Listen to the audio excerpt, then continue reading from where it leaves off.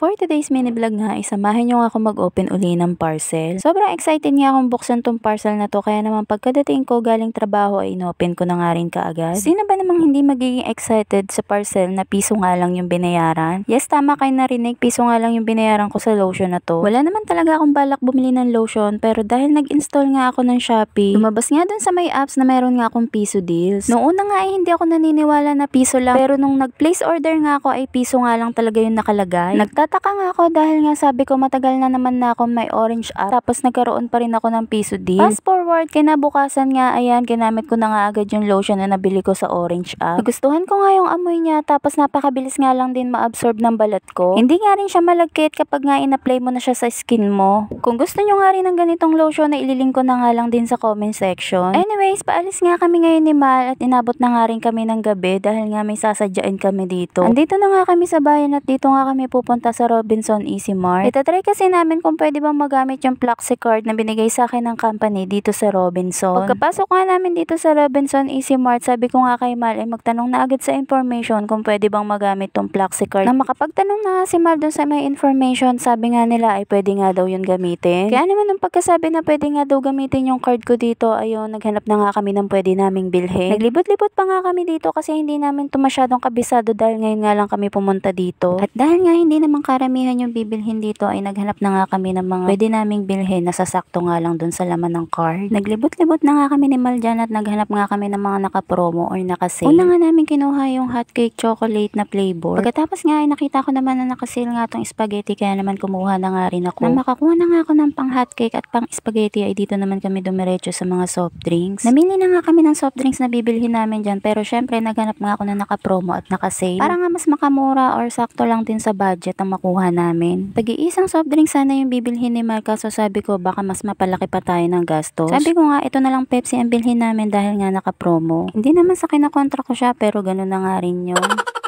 Nang makakuha na nga kami ng soft drinks na bibilhin, ayan, naglibot-libot pa nga kami. Naghanap pa nga kami ng iba pang pwedeng ipangsalubong sa mga bata. Nung nakapamili na nga kami ng mga pang-snacks ng mga bata, ay binilhan ko na nga rin yung iba kong pamangkin. Mura lang naman kasi yun, kaya naman kumuha na nga rin ako ng 8 piraso. Pagkatapos nga ay kumuha na nga rin si Mal ng biskwit na pwede niya ipambaon sa company. Nang makakuha na nga kami ng mga iba naming bibilhin, ayan, may nakita nga si Mal dito na chocolate. Sinasabi niya nga sa akin na ayan daw yung chocolate na binili niya sa akin nung nakaraan, nagaling sa ka-work niya. Pagkatapos nga ng pagkaturo niya nga sa akin ng chocolate na yun, na itinuro ko naman sa kanya yung isang malaking chocolate. Sabi ko nga mura nga lang to, tingnan mo yung presyo. Sinasabi niya pa nga sa akin na hindi nga daw yun masarap. Sabi ko nga masarap yan dahil nga branded yung pangalan. Pero ang totoo, char-char lang yun. Kasi nga hindi ko alam kung branded talaga yung tinuro ko sa kanya.